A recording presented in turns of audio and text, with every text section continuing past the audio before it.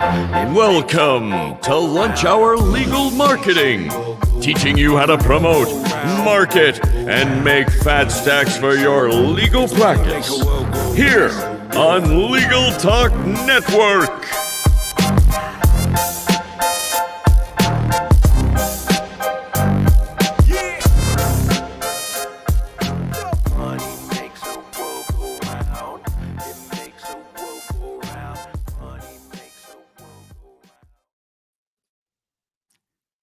All right, man. How are you? That Good. Was a happy Friday.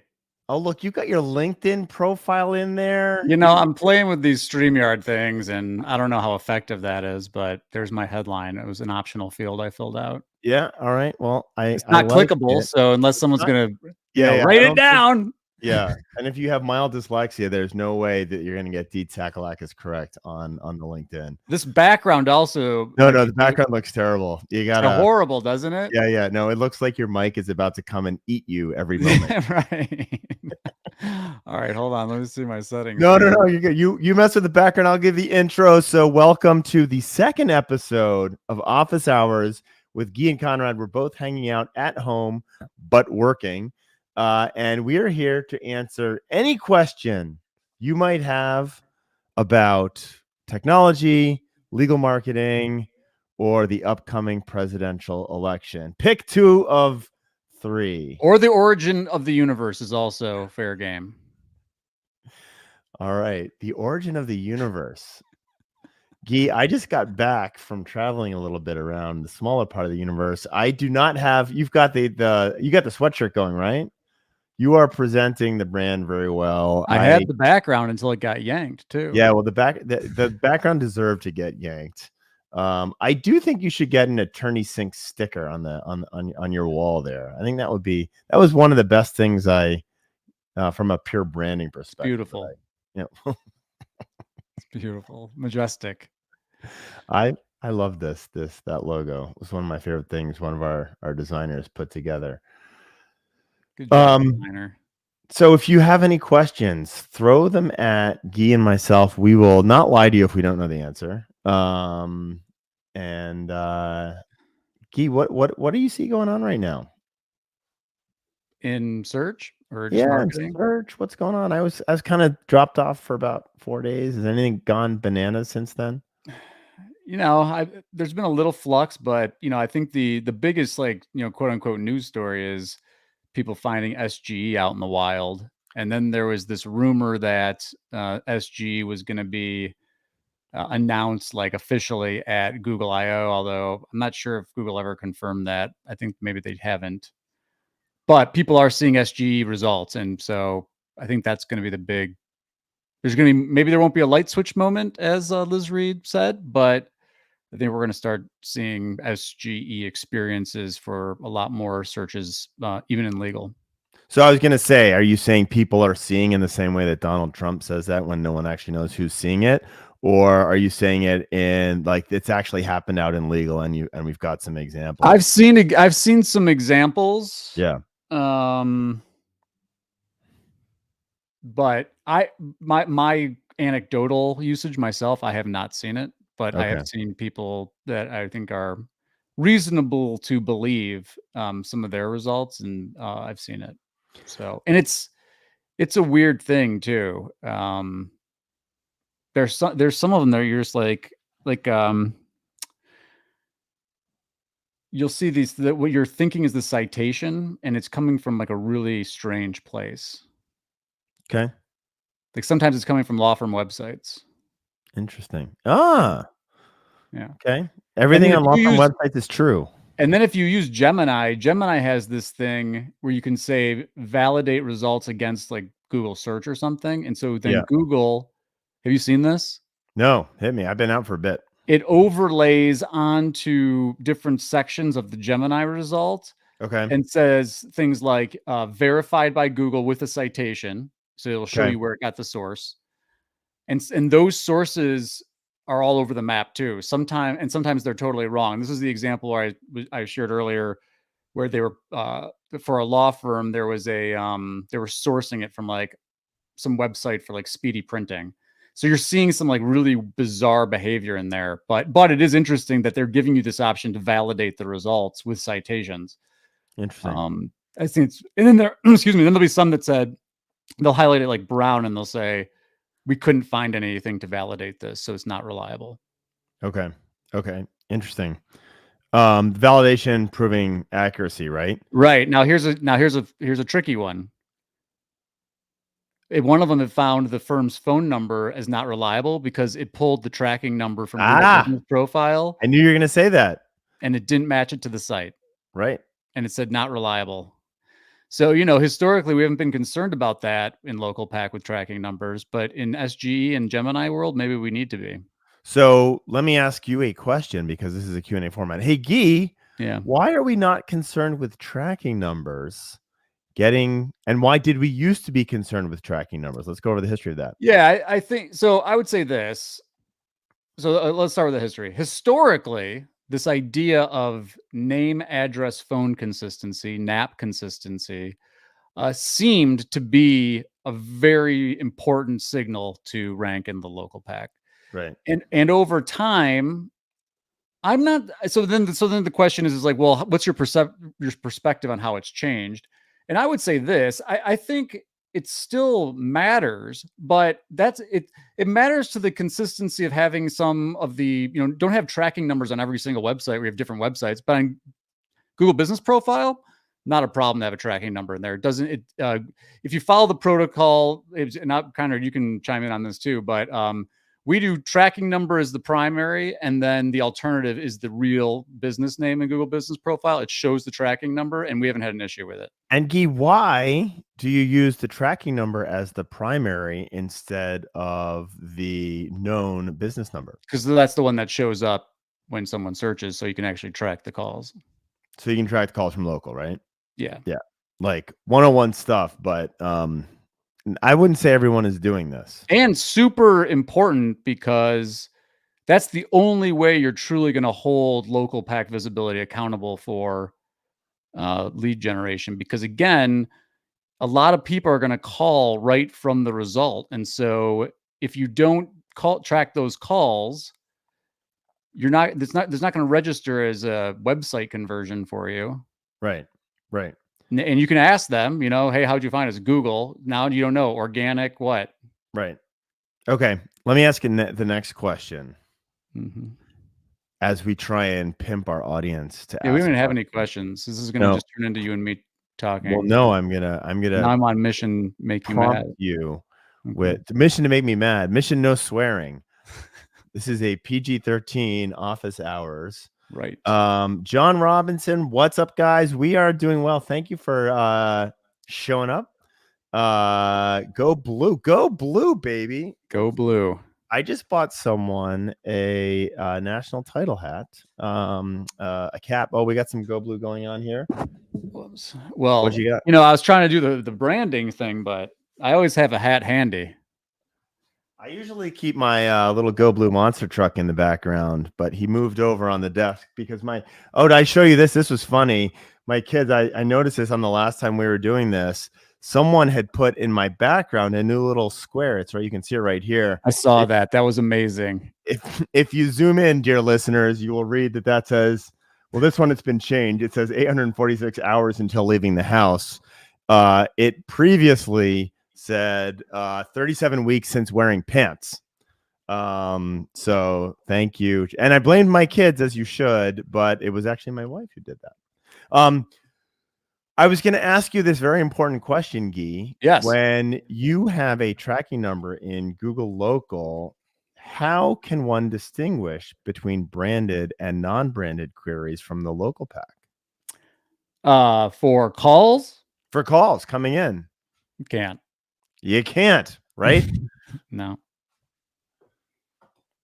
Yeah, you can't. So still important, but you do start to conflate the branded queries with non-branded. And that's why it's, sorry to interrupt you, but that's why it's also so important to be tracking Search Console impression and click data. And really that's the thing too, is when you start segmenting out You use the UTM parameter in your Google Business profile, so you can segment just the visibility for the local pack listing.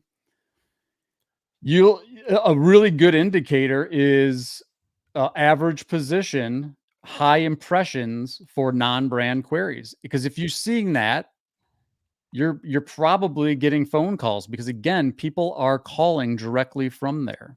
Right. And that if you do it, and then if you filter that by, it's not, you can get directionally how much, but like, if 50 to 75% of your impressions with that, filtered by average position, like 1 or 2 or something like that, to really narrow it down. Right. You can directionally see how much contribution you're getting from non-brand through the visibility. But again, this is all a proxy. It's not the best thing to do is to have the tracking number. Okay. The other thing I would say is this just goes back to the importance of dual source attribution, which basically says I'm going to automatically capture how someone called me. That doesn't necessarily tell me why they called me. Totally. Was it a Google query for something that you do, which means that's an incremental value, or was it a branded query from a existing client? Absolutely. Right? Absolutely, man. I mean, I can't tell you how important that is. And it's missing. Like, how many? Actually, this is a fair question. I'll give you a chance to poop on our competition. How many agency reports have you seen reporting on dual source attribution? 0. Agreed. Bonkers, right? Now, I'll say this: we have clients that are not on dual source attribution, and part of it is there is pushback to the mandatory "How did you hear about us?" But I always say bake it into your intake. Yeah. Right. Well, it's not even just so. Hold on. Why do you get put? That seems. It's funny. I used to give the pushback on that because it was stupid. People will say it hurts conversion. Why would it hurt conversion? Give one more form to fill out. Well, so hold on. Field to fill out. So sure, you can have that as a field, but you can also, I mean, you have these conversations as well. The how did you hear about us? Yeah. The way you can phrase that so it doesn't look like you're getting your prospective client to do your marketing job for you. Yep. It's really interesting. And I've said this over and over again. Yes, I love this. I love this that you say. This is a great way to do it. It's like an old man. I tell the same stories over and over again, but this is a good one. All right, this is a good one. This is a good old story. This is how to handle this. Hi, Mary. Thank you for contacting us. We're pretty well known in the community, and I like to say thank you or send a thank you when people are referred to us. Is there anyone I should be sending a bottle of flowers? Sorry, I mixed my bouquet of flowers with bottle of scotch and turn it into a bottle of flowers. Better, not as good as a bouquet of scotch, but what you do when you ask that is you look grateful, which is a good thing. You look like you give the opportunity to say that you have a big reputation in the local community. And third, you actually get to send something, a thank you gift, that referral gift, which I think is really, really important. And so, and when you do that, it opens up, even though you're asking for who referred us, because it's an open-ended question. Oh, no one referred to me. Oh, well then, why are we talking? Where'd you hear about us? Right. Like that just opens up naturally. And then you have that dual source, which is super, super helpful. 100%. Hunter left us a question on LinkedIn. Well, we're terrible people. Hunter, I saw a recent post from Hunter about an unhappy experience he had with a vendor. We're not going to highlight that, I don't think. What was Hunter's question? I'm assuming this is Hunter Garnett. It is. Of outside Huntsville, who is, by the way, he's in Huntsville, Alabama. He's a very good skier. And tent maker. His LinkedIn says tent maker. Tent maker. He does say tent maker. I suspect that's a metaphor. Hunter is very close to 7 feet tall. I never realized that because I'd only ever seen him on Zoom. And then he came out here and I picked him up in my tiny little Audi and it was a squish. Anyway. All right. Hunter's question. Ready? Yeah. So I'm asking you this. You're going to answer. All right. When choosing a satellite office location, How should I go about choosing the specific location within a city to maximize my chances of acquiring cases via my Google business profile? I If think I have an existing Google business profile and I'm moving the physical office to a new location, what are the best practices for avoiding potential pitfalls? And when choosing a remote satellite office location, what tools can I use to identify markets and adequate search volume and low competition? Love okay. this one. This is so 3 questions in one. Yeah, Can here, you should I do you want me to post them somewhere or do you want me to Yeah, why don't you start typing while I'm gonna post them in the chat. Okay, good. I'm going to answer the first one. How do you find the right place to open a new office? There is a confluence, a Venn diagram, a heat map that you really want to build out that looks at the competition, right? And by the competition, I mean two things. Their locations. This looks like a cut and paste job, not a retype job. Yes. You want to look at the heat map of two things: the competitive landscape, and by the competitive landscape, I mean the law firms, their physically mapped location, and their number of reviews. Okay. And you should really use an agency to do this who will do it for you if they know what they're talking about. So that's the heat map number one. Where are the competitors and what does their review profile look like? And number two, what is the population density? So it does not help. We had this is a long time ago. We had a client that was between Anchorage and where was the place that Sarah Palin lived? I can't remember. Not Anchorage, somewhere 100 miles from Anchorage. And this dude was like on the highway working from home in the middle of those two towns. Is it Wasilla, Alaska? Sounds familiar. Okay. Anyway, and he wanted to figure out how to rank on local. There was literally no one there. There were more polar bears. I don't know anything about polar bears, but there were more elk between him and any population. He So dominated that area. he won every single phone call in that area in local. But it does not really help if there are no people there. So you're looking for that confluence of those two things. And you also What tools are you using for that? What tools are you using? I'm running Local Falcon like mad, and then I'm looking at demographics, right? Yeah. Like demographic, third-party demographic data. We use that for our pay-per-click campaigns, but you're really using third-party data on population. And many of you don't have as good a feel for county density as you think you actually do. Now, what this does not give you, you could get deeper into this if you do family law, you may also want to throw across income, right? Yeah. And so specifically with family, but income may be something else that you are thinking about. All right. That was a long-winded answer to question number one, brought to you by Hunter.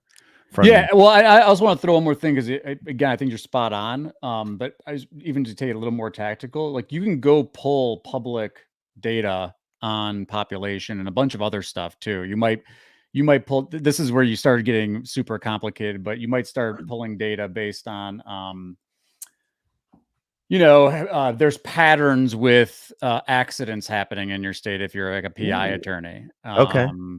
And so, there's county level data and police data. You might, if you want to get super complicated about it, but I think generally the demographic stuff is good. But it's, it comes back to like know your audience and then identify as much data. There's also paid data sources. You can pay for data to help inform your location decision as well. And I think Conrad mentioned this, but again, it's also got to be relativized against the competition that's there. Yeah. I met with a very smart, high growth law firm who's on the outskirts of a major city and just killing it. Yeah. Because her practice was, they did really big on reviews. They did high touch, really, wanting to do an amazing job. They got really positive reviews and she killed it in the suburbs. Yep.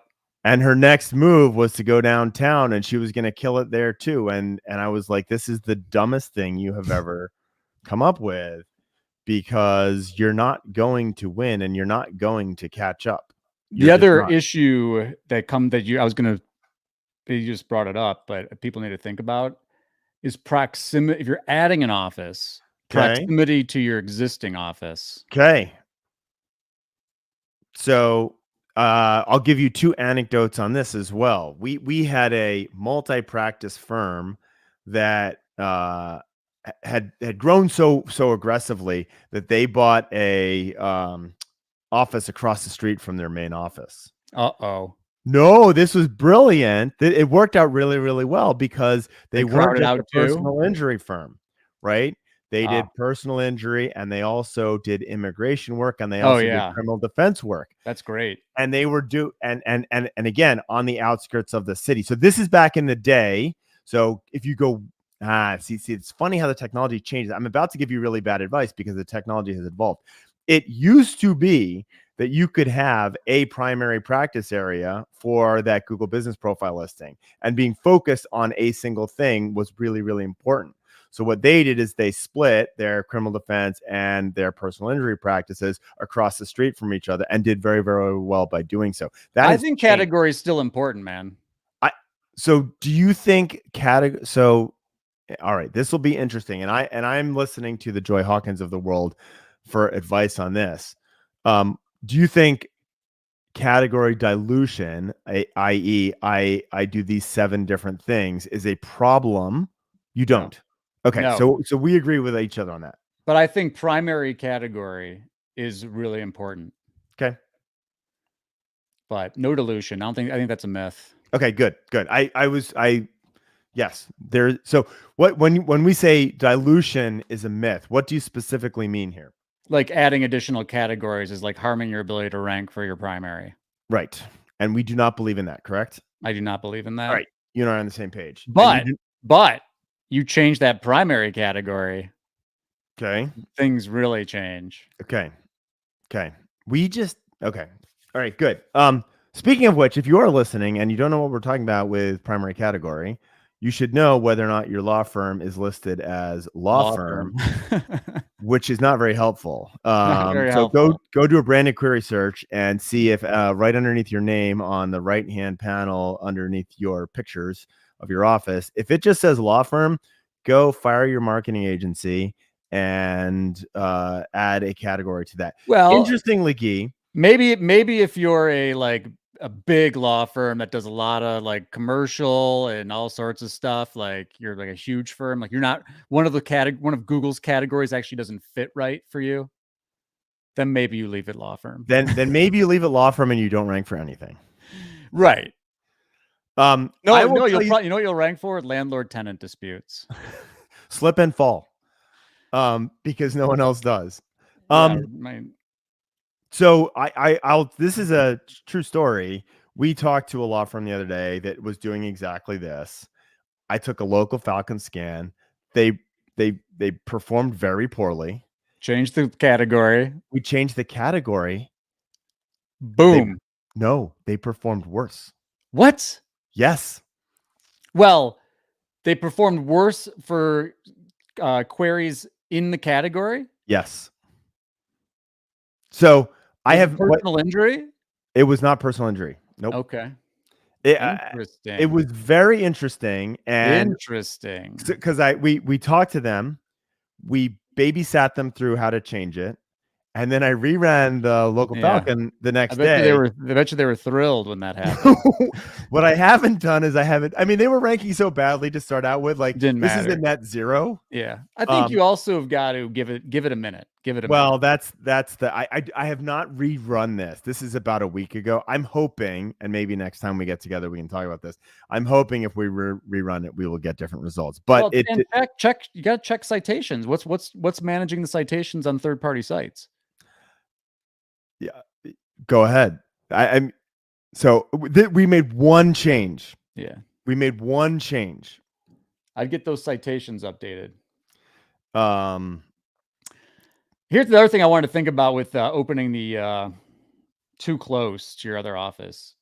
Oh, I've seen where you can crowd 2 listings. You can get, but you have to have in my experience, a pretty authoritative site to do that. I don't think if you're not one of the market leaders in the local pack already for your flagship office, this is probably not you're not gonna be able to do this. But I have seen that happen, but it's the exception. The rule is too close, you'll cannibalize.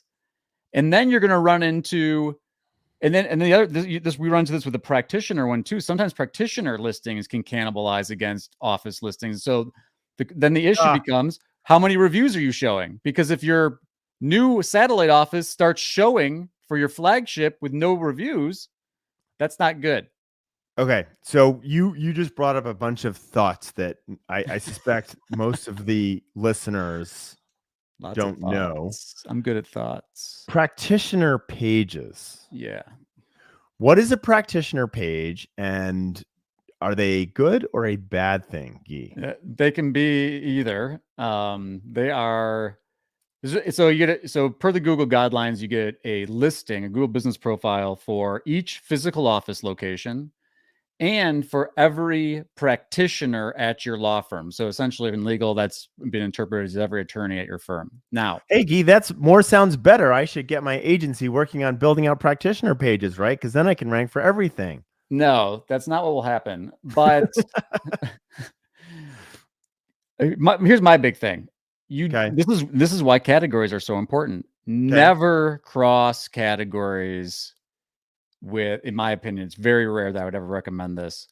So I'll say 90% of the time, never cross categories between a primary office location and a practitioner at the same location. Okay. Now, can you do different categories? Yes, right? So if PI is your primary category on your firm office location page, could you have a criminal defense practitioner or an immigration practitioner? Sure, I think. But you know, this is the issue is, and then the other issue that comes out of this is less of like it's kind of a googly thing because reviews matter a lot. Where are you prioritizing sending the reviews? Like you're going to spread them out too thin. Yeah. I thought you were going somewhere else. The reason I hate practitioner pages, unless I'm talking about an individual lawyer, is, and it starts with the reviews, but it's more nuanced than this even. The practitioner page that represents the individual lawyer is going to build reviews for that individual attorney. And if that individual attorney isn't a partner of the firm, a named partner, your firm is now paying that person to build an asset that they can and will walk with. I know lawyers that are negotiating that as part of comp. Yeah. I would not have a practitioner page because that is not an asset. All right, here's a question. The law question for you. All right, hold on. Hold your question because I want to go into one other thing that I've seen with practitioner pages. If you do if you ignore Guy's advice, you can have the practitioner page outranking the firm page in Google Local. Yeah. If you pay your people on a bonus for what you kill, you now have Bill instead of Smith and Jones Bill at Smith and Jones is now outranking Smith and Jones. And when you do a query for Smith and Jones and Bill shows up number 1, he is making a bonus on the brand of the firm. And I have absolutely 100% seen this. Yeah. And so I really hate practitioner pages. What was your question? Sorry. You own a firm and you're hiring a new lawyer, and that lawyer's bringing a Google business profile with him or her or them. Okay. Do I like that? I mean, I think that's getting negotiated.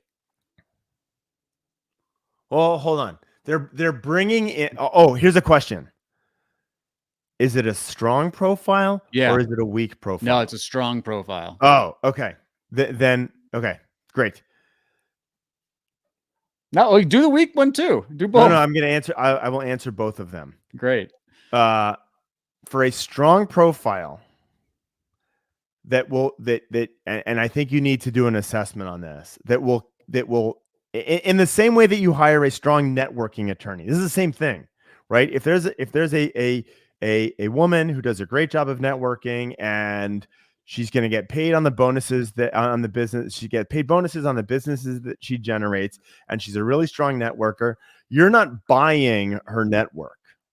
It doesn't become an asset of your firm. It becomes kind of a rental by employing her. And that is an asset. That's the same thing as having a strong practitioner profile. And I would not discourage either of those things, but you need to understand that you're sitting on an asset that can walk away and give you the middle finger. Right. On a weak practitioner profile, I would say no. In fact, we do not. So I would make the strong the exception to your policy, because you want the strong person to continue growing your firm and you're happy to pay her those bonuses. On a weak profile, I would say, no, you may not have a practitioner profile. You may not point people to leave reviews to your practitioner profile. You work for Smith & Jones, and you need to build that asset. And that's why we are paying you. So I would have a policy that I aggressively break for the right person. And that's the thing is like, if the person, so a person that already has a profile, they already have a practitioner page. Maybe they have some reviews on it. It's not great. It's not strong, but it's not super strong. So now you're going medium. I'm going to say medium to bad. Medium to bad. Medium to bad? You're like weak. Like, how do you define weak? Listen, so I'm oversimplifying this because there's a spectrum on here. The question is this person going to be a rainmaker for your firm for any reason, right? They have a great network. They have a great reputation. People like them. They know the public, whatever it might be. Are they going to bring that? A practitioner page is nothing different from that. Yeah. But everyone knows if you coach your attorneys on networking, in-person networking, for example, you are building their Rolodex, not the firm's. No, I hear you, man. And so that's the spectrum that you have to look at. If you're already killing it for car accident lawyer Nebraska, and the practitioner page is not going to generate any more business because of that, I don't care how many reviews it has. Build your own asset. Right.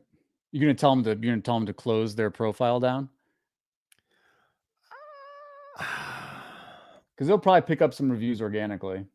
They will, but this is where I would really so they're going to, if you want your firm directing the reviews to your page, and you want that employee to be directing those reviews to your firm page, and that should be on the up and up. And I would say, let me put it differently. If you find you have an employee who's proactively building up reviews to his practitioner page, that is a red flag. That's a red flag. Yeah. All right. I don't know if we answered this one. I think this is one of Hunter's. What are you using to check search volume and low competition? Oh, well, so there was built into Hunter's question was the assumption of geographic specificity around search volume. Right. And that, to me, bluntly, and this is probably overly simplistic, I suspect there's a massively high correlation for most legal terms around population. Now, you may find more estate planning queries concentrated in places like the retirement village in the middle of Florida than I'm pulling something out of the air that sounds like not like that, than Golden, Colorado, right? So there may be demographic differences because of how populations are not evenly distributed, but by and large, I think you are really looking at population as opposed to individual search volume. I'm sure it's different somehow in some ways, but you're really talking about the margins here. I agree with that. And I think there's some really, especially if you're serving a very specific segment of the market, and that specific segment tends to be in an area, out indexes for whatever reason. Yeah. That's the place to be. Now, Sure. it's got to be weighed against the competition thing. Because again, if my office is in, like, so lawyer comes to you and it's like, my office is in Chicago. Or you just like forget local SEO, you move your office. Right.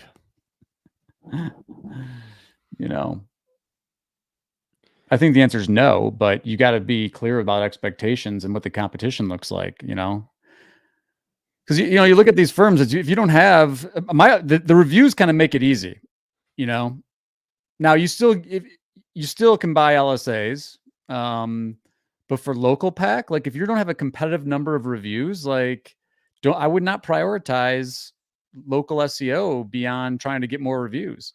Totally agree. Right? Yeah, totally agree.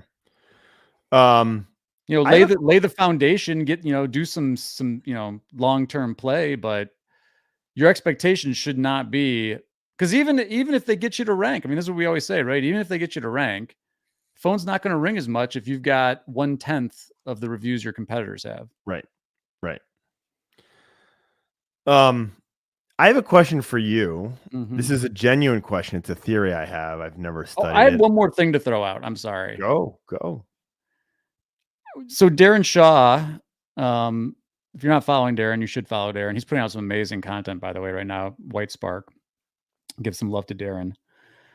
He posted on LinkedIn showing an example of a local Falcon report, 15 by 15 for 100 miles. Okay. And he was dominant. It was ones across the board. And was this in Alaska? What's that? Was this in Alaska? Good question. So he indicated in the post that it was a low competition industry, low competition category. I don't recall off the top of my head where it was, but my hunch is that that's true. And that's where I'm going to go with this. So I went on Local Falcon and pulled a report. I think it's called Rock Springs, Wyoming. And I posted on the thread if you find the thread. Okay. And I did, and I was like, this isn't legal. And so I was like, let's see what legal looks like. And so I think it was a state planning attorney, pulled it. And this one firm was ranking number 1 across 100 square miles. Now, the important thing here is that goes with our analysis. You can add more population if you can rank in a less competitive area on a bigger grid. See? So you're saying, so let me just translate what I think you're telling our audience. Yeah. If you are 60 miles from Rock Springs, Wyoming, you can open up 60 miles east of Rock Springs, assuming there's enough population to make it worthwhile. I'm just saying by you throwing up an office with 5 reviews. I'm saying your analysis, yeah, you can grow your grid size when you're in, so here's the issue. If you just go through and look for like you just do sort by population. Yeah. You might see that if you like clumped a bunch of smaller cities together in 100 miles, that the population for that group might exceed the population for a higher single city. Sure. And you're saying that you can win them with a single office because there's no one else there. Exactly. Yeah. All right. Now, again, generally speaking, most, and this varies from location to location, look, New York is not the same as Chicago. It's not the same as LA. It's not the same as Seattle. It's not the same as Detroit. You have to get some Detroit Rock City in there. It's competitive here. Yeah. Okay. I have a question. Speaking of Detroit, we can use that as an example. Yeah. I have seen this anecdotally. I have this theory on it because I keep seeing it, but I've never seen anyone talk about this or any studies on it. I'm wondering if you've seen this. Okay.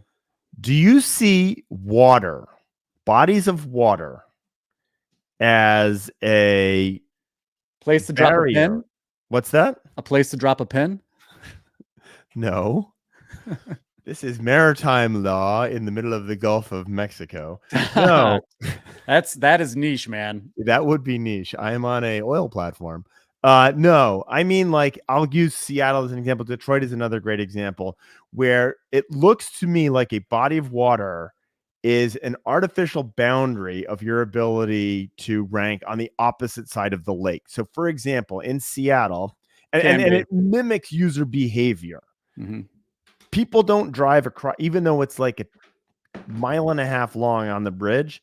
People don't drive from Seattle to Bellevue. If you're in Bellevue, you're going to stay in Bellevue. You're not going to go to Seattle. There's a body of water. How big's the body of water?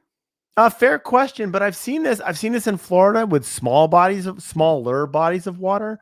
But I have this theory that Google does take into account you have an unwillingness of people, and I've seen it in the ranking. It just looks like you can see, all right, we're ranking 2, 2, 2, 2, 2, and as soon as you get to the body of water, you go to the other side. Now you're at 12. Yeah. Right? So this would be great data to run, but I would love to do that. I've just seen it so many times anecdotally. The thing that you'd had that, and again, is all lakes of all different sizes. You know how big. Yeah. I'm thinking around here, and I'm like, well, across the lake here, it's Canada, so yeah, you're going to get different rankings. But I would be curious to run the body of water like location against a map of political boundary. Like, how many times is it also the case that the lake is separating the town? Okay. Oh, so what you'd really want to look at is lakes in the same town. That's the interesting data. Okay. Because if it's a different town, well, that's why that town, your location in the town matters a lot. I need more. I need to screenshot these or go through our local Falcon account. That sounds like an awful job for an intern. I was actually about to go pull up local Falcon and run one just for fun. All right. I don't know if we have time. We had 18 minutes. We got some more questions. We got some questions. Hunter is playing very nicely. Thank you, Hunter. We're very grateful. When soliciting multiple reviews from one client, do copy and pasted reviews hurt? If so, how different should the reviews be? This sounds like a job for an AI bot. Don't do that. Not good. What's your take on this, Guy? Copy and pasted reviews. Yeah. I've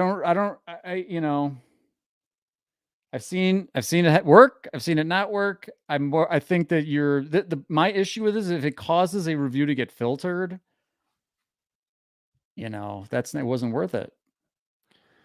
So what about, let me ask that agreed.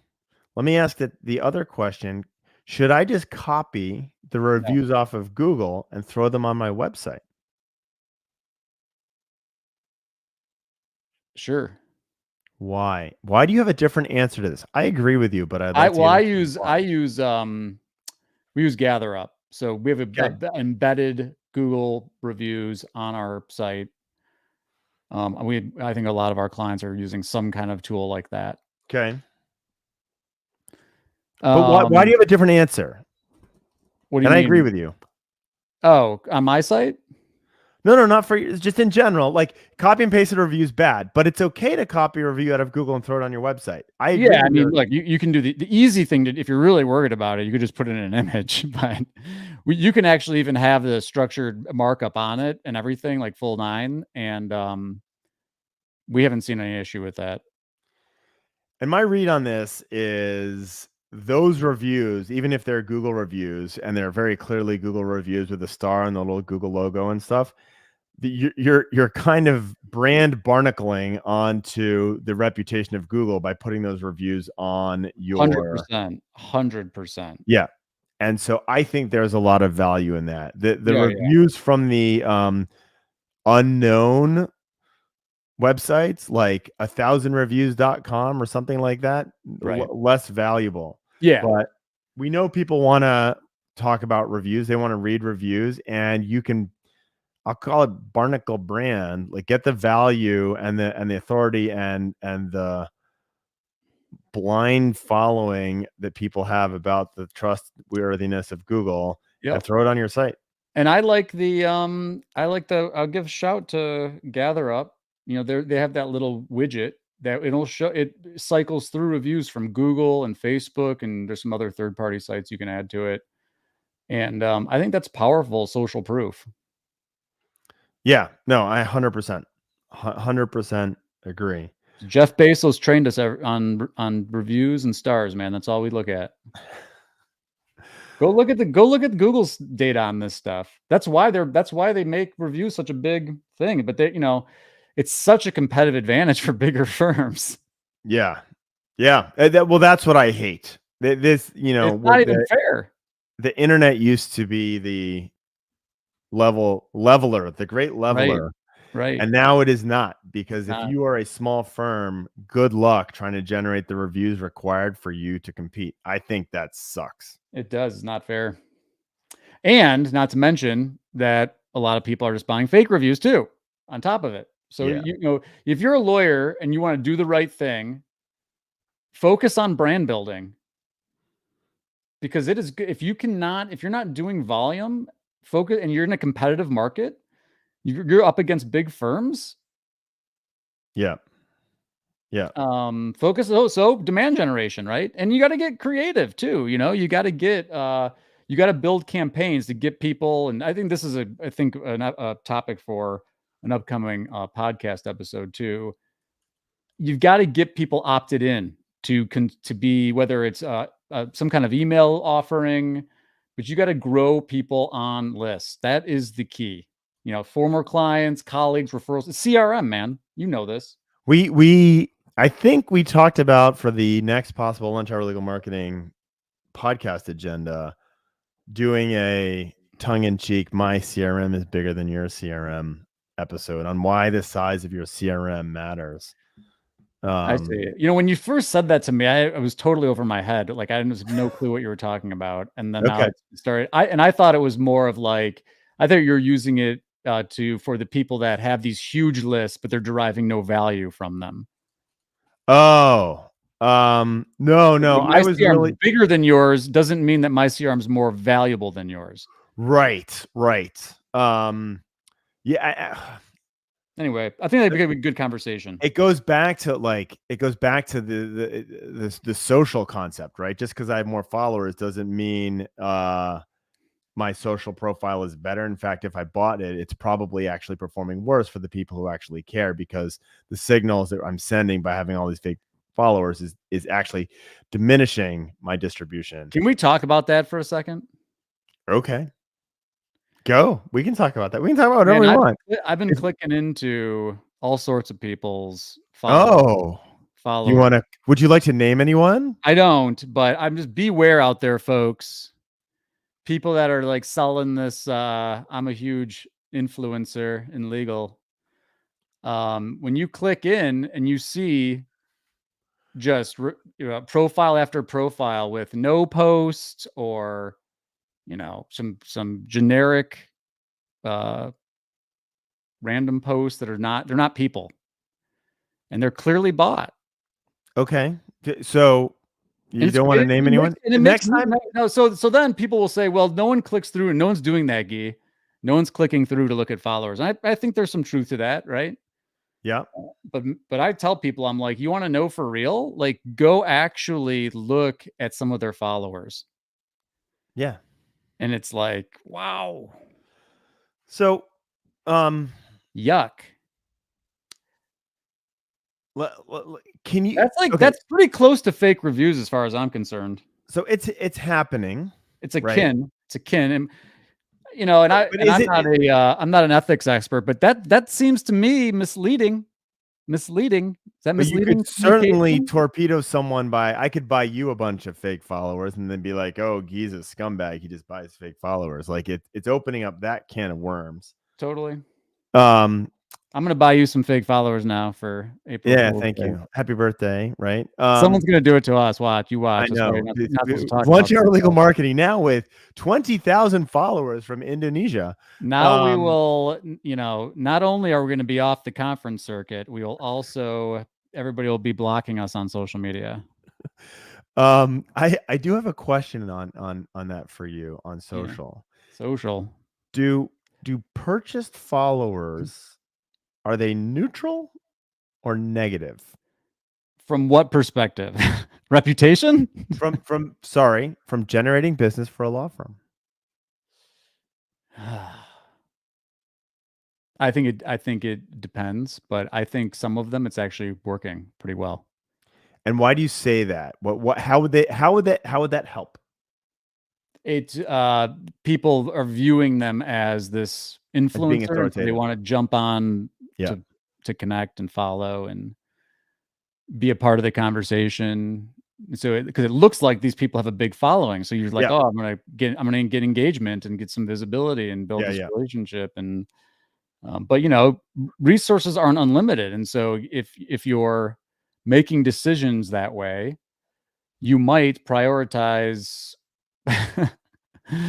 the wrong thing. And and everybody's business model is different. I just think, to me, the biggest killer is the inauthenticity. But you acknowledge that that's actually difficult to I mean, look, fake ascertain. reviews Yeah. are working too. Yeah. All right. It's working. I guess I'm probably in the fringe case where, like, I'm the only person that's clicking through and, like, looking. And when I look, I'm just like, this is just weird that you're doing this. But I I get think it. there's something to be said for the volume of empty followers Hmm. as an indicator that no one gives a shit when you do post something interesting from a pure concentration perspective. Well, but they buy the engagement too. So they're buying comments. They're buying reshares, all sorts of stuff. Yeah, okay. I know who you're talking about now. It's not just one person. Yeah. All right. Let me move from the gross undersided belly of. I thought you'd love to talk about this. It seemed like Oh, right up your hold on. alley. Yeah, I No. Okay, it's cool. well, no. So I'm actually trying to. If you purchase engagement, Yeah. from otherwise unconnected profiles, No, they connect the profiles. but they're connecting a bunch of unconnected of phantom. Like, okay, so Yeah. great, you build a whole bunch of engagement It's like a among. PBN for social. Yeah. But so I mean, my question is, and I think this is how it works on the algorithm. So algorithmically social. Yeah. Sure, you can get a bunch of exposure among a bunch of bots, but you're not getting a bunch of it's harder to generate a bunch of exposure among a bunch of people who actually might purchase your services by doing that, other than from the pure appearance of reach. But algorithmically, that is not going to help your distribution. Well, I think most of the time you're probably right. Okay. Nick, piping in on Instagram. Reputational purchased followers are damaging for those who look at the followers. Right. Yeah. I mean, that's my thing too, is like, it's not worth the risk, in my Yeah. opinion. But I know, again, I've seen people that are less concerned about that, we'll say. Well, and so here, I mean, we'd be remiss to not mention, we've talked a lot about LinkedIn. Yeah. The number of pretty 30-something women who are really interested in something in the legal industry is and happen to be foreign owners of a Chanel store somewhere, is, people are just accepting those LinkedIn requests without really looking. And you go a little deeper into those profiles, it's pretty clear they're ultimately selling either by the minute video or crypto, right? So I'm not calling you out, Guy. I'm just saying that this is, yeah. it's I don't know, 10% of my LinkedIn friend requests look like that profile, right? Do you get that? No, you're looking at me like this is not happening to you. No, I'm trying to look at the chat, because we actually are. I'm Oh, so grateful that people are posting these questions in here. okay. But I think we should, we're going to come Go. to the end of our hour here. Let's try to make sure we nail these. All right, Adam, what do we got to hit? Throw something at us.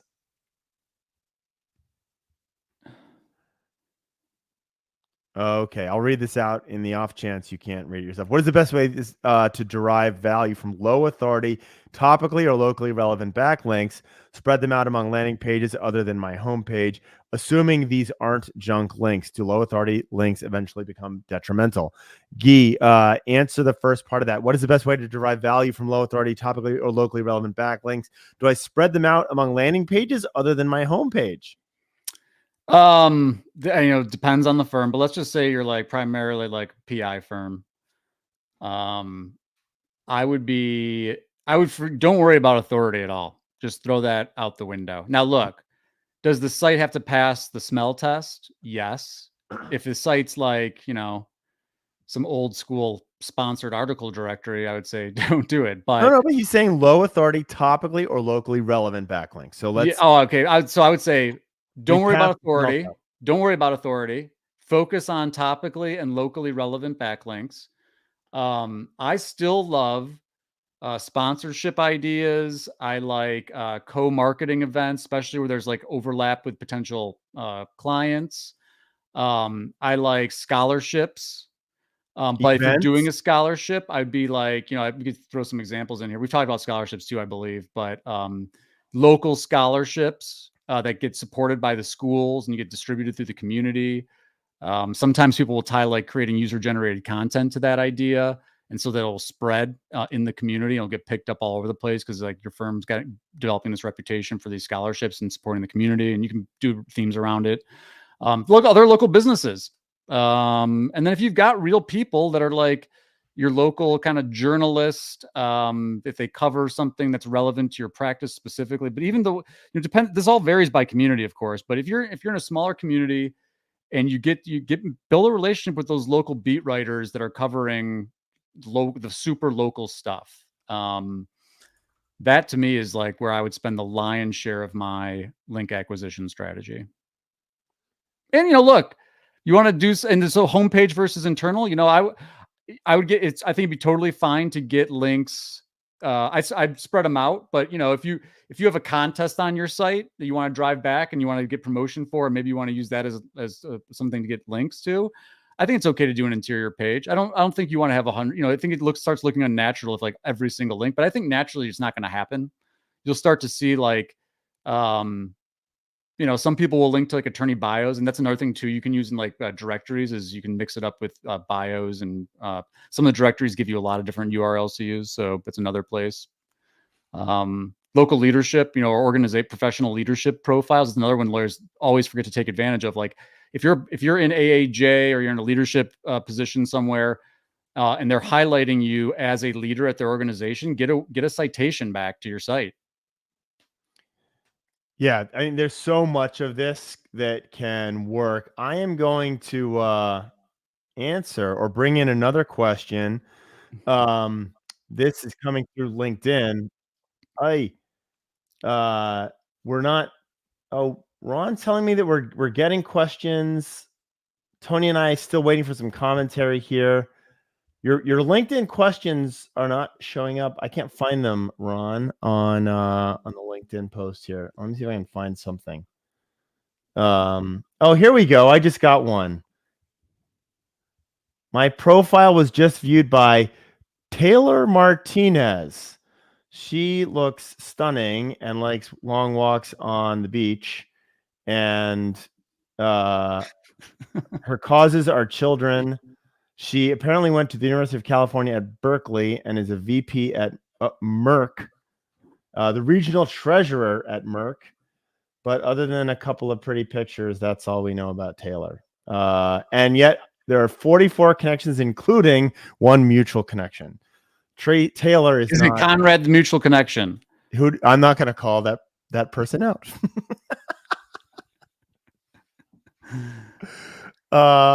Yeah, but mutual connection.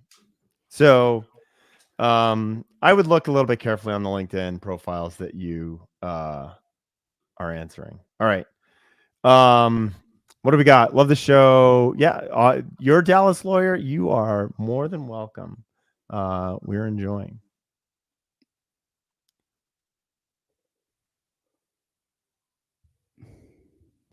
Where is the best place to buy fake reviews?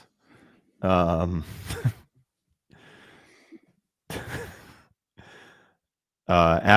your bar association. I'm sure they're buying. Your Dallas lawyer had a marketer tell him he should just quit. Yeah, I mean, demand gen, right? Positioning, demand gen, get hyper local. I mean, again, I'm just throwing things off the cuff here. Like, what's right for you might be not what I'm saying, but certainly no short-term path, in my opinion, to local pack visibility. So I mean, this brings up an interesting thing. Your Dallas lawyer, you had a marketer tell you I should just quit. I tell some clients, some prospects, established or otherwise, that they should quit a marketing channel. Yeah. I really think this is important and understated. Yep. Not all marketing channels are appropriate for all law firms. And I'll use a ridiculous example. TikTok is probably not the right format for 95% of you, 98% What? of you. I know, but it works for the right firm, right? Local is not necessarily the right marketing channel. I do tell people not to play in the SEO game, for example, or you don't have any money. Let's not buy your clients with pay-per-click because you're going to be closing the firm in 3 weeks, right? I mean, he said I was stupid for going solo in PI because the market is too competitive. So, like, this is an interesting point. There are plenty of solo practitioners in PI. Totally. You need to find the channels that work for a solo practitioner in PI in a huge freaking market like Dallas. Make right? friends with other professionals who can refer. Okay. He said it was like I'm starting a shoe company when Nike or listen, this I'll pitch this. Guy knows where I'm going with this. He said it was like starting a shoe company when Nike or Adidas already exists. If you want some inspiration, go read Shoe Dog, Phil Knight's autobiography that came out fairly recently. And you go through all the crap that he went through to get his what at the time in the 60s and 70s was a little budding company. And he was literally going up against Puma and Adidas. And boy, oh boy, does that guy hate those companies. And you'll see why if you read the book. But yeah. But my point is there are marketing channels that will work for you. And you need and there are marketing channels that won't work for you. It's the same thing, right? I always use, I don't know why this is because I'm not trying to perpetuate the global military industrial complex, but I use a military analogy here.